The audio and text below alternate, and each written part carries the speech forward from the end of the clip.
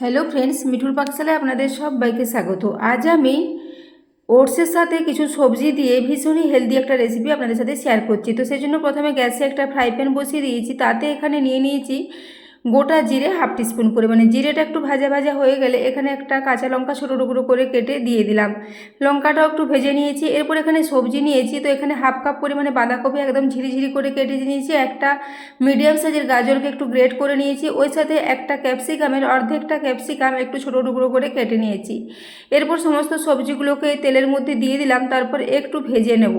তো গ্যাসের ফ্লেমটা মিডিয়ামে রেখে এইভাবে প্রায় 1 থেকে 1.5 মিনিট পর্যন্ত এটাকে একটু ভেজে নিচ্ছি।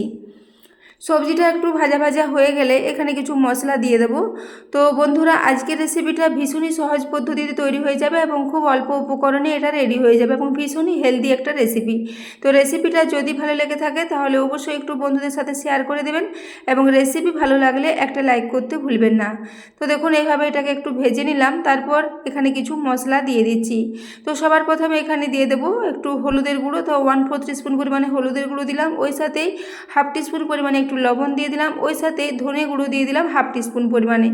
এরপরে মশলাগুলো দেওয়ার পর আবারও একটু ভালো করে মিশিয়ে নেব। মিশিয়ে নেওয়া হয়ে গেলে এটাকে ঢাকা দিয়ে 3 থেকে 4 মিনিটের জন্য একদম লো ফ্লেমে এটাকে ঢাকা দিয়ে রেখে দেবো, যাতে সবজিগুলো খুব ভালো মতো সেদ্ধ হয়ে যায়।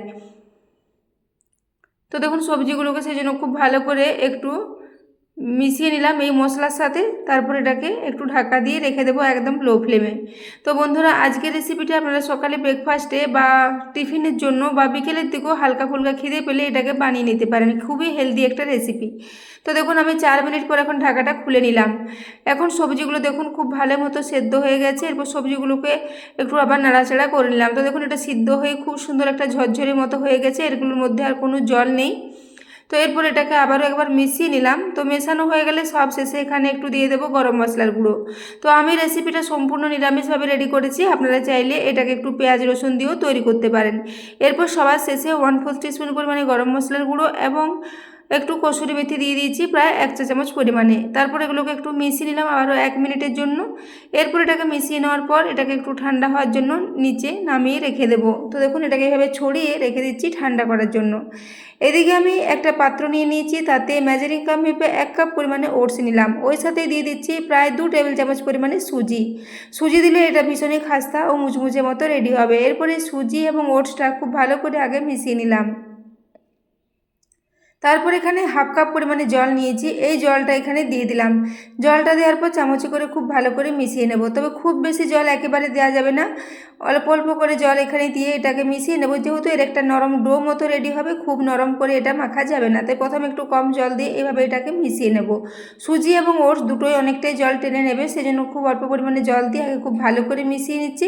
তারপর এটাকে রেস্টে রেখে দেবো প্রায় 3 থেকে 4 মিনিটের জন্য একটু ঢাকা দিয়ে, যাতে ওটস ও সুজিটা খুব ভালো মতো ভিজে নরম হয়ে যায়। তো এটাকে ঢাকা দিয়ে প্রায় 4 মিনিটের জন্য রেখে দিয়েছিলাম। 4 মিনিট পর ঢাকাটা খুলে নিলাম। এখন দেখে নিচ্ছি সুজি এবং ওটসটা ভিজেছে। তো দেখুন, এটা খুব সুন্দর ভিজে গেছে। খুব সুন্দর পারফেক্ট একটা ডো মতো এটা রেডি হয়ে যাচ্ছে। এইরকম ভাবে এটাকে ভিজিয়ে আগে রেডি করে নিলাম। তারপর এখানে দিয়ে দিচ্ছি স্বাদ মতো একটু লবণ। তো লবণটা দেওয়া হয়ে গেলে এখানে ওই যে সবজিগুলো ভেজে রেখেছিলাম সমস্ত সবজিগুলো এখানে দিয়ে দিচ্ছি।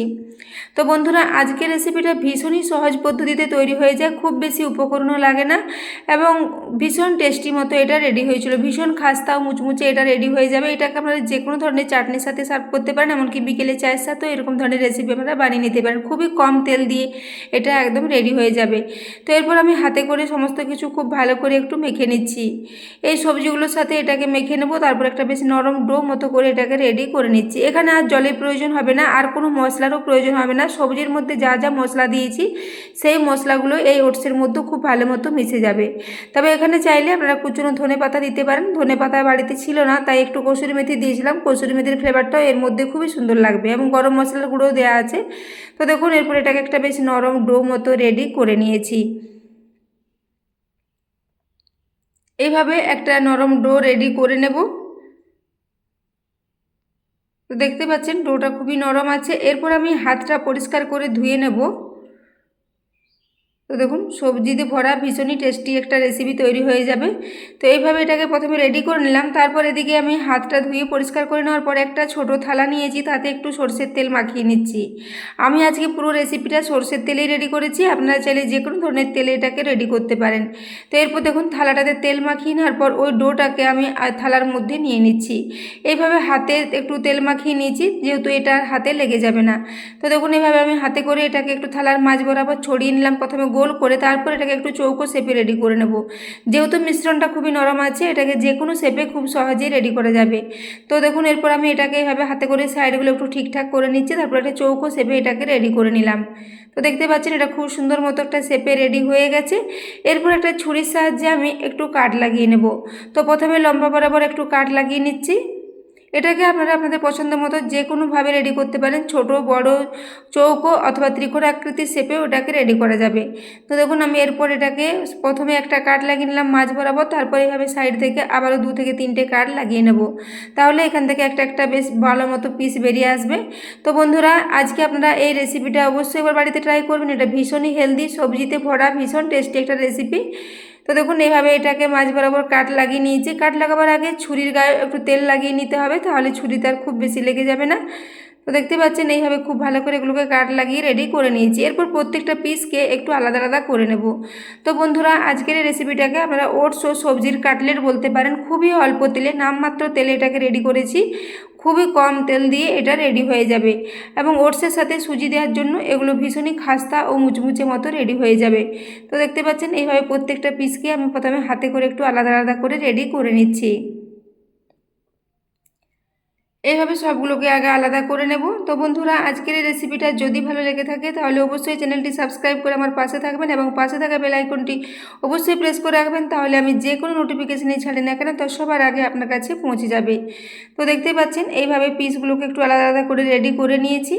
খুব ভালো মতো এগুলো রেডি হয়ে গেছে। এদিকে গ্যাসে আমি একটা তাওয়া বসিয়ে দিয়েছি, তাতে আবার সরষের তেল নিয়ে নিচ্ছি। তো এখানে প্রায় 2 চা চামচ পরিমাণে সরষের তেল নিয়ে নেব। খুবই অল্প তেলে এগুলোকে ভেজে নেব। তেলটা দেওয়ার পর তাওয়ার চারিদিকে তেলটা খুব ভালো করে একটু ছড়িয়ে নিলাম। তো দেখুন এরপর একটা একটা করে এখানে সমস্ত এইগুলো দিয়ে দিচ্ছি। তো এইভাবে এই ওটসের কাটলেটগুলোকে রেডি করে নেব।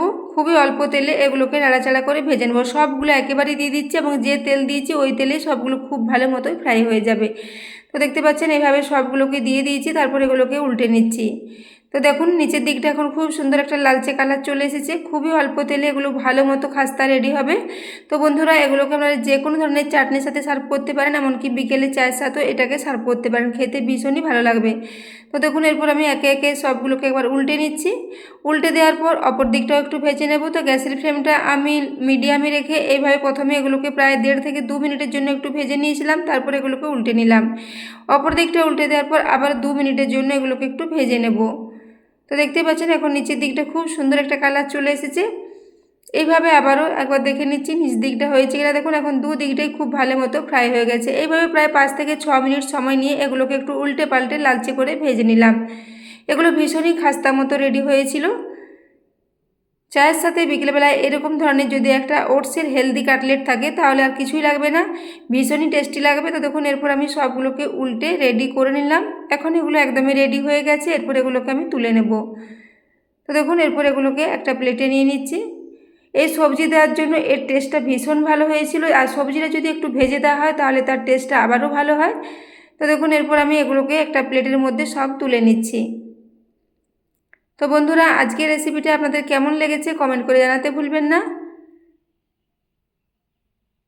তো এইভাবে একে একে সবগুলো তুলে নিচ্ছি, তারপর একটা প্লেটের মধ্যে এগুলোকে সাজিয়ে সার্ভ করে দেব। তো দেখুন এগুলো দেখতে খুবই লোভনীয় হয়েছে। এইভাবে এগুলোকে নিয়ে একটা প্লেটে সাজিয়ে নিয়েছি। তো এরপর একটা আওয়াজটা আপনাদের দেখিয়ে দিচ্ছি। উপর থেকে ভীষণ খাস্তা ও মুচমুচে, এবং ভেতরটা খুবই নরম। তো দেখুন এখানে দেখেই বোঝা যাচ্ছে এগুলো কতটা খাস্তা হয়েছে, খুব সহজেই এগুলো ভেঙে যাবে। তো এইভাবে আমি রেসিপিটা রেডি করেছি। তো বন্ধুরা আপনাদের রেসিপিটা কেমন লেগেছে কমেন্টে জানাতে ভুলবেন না, এবং রেসিপি ভালো লাগলে অবশ্যই একটা লাইক করে দেবেন। তো এতক্ষণ পর্যন্ত রেসিপিটা দেখার জন্য আপনাদের অশেষ ধন্যবাদ। আবারও চলে আসবো নিত্য নতুন কোনো রেসিপি নিয়ে।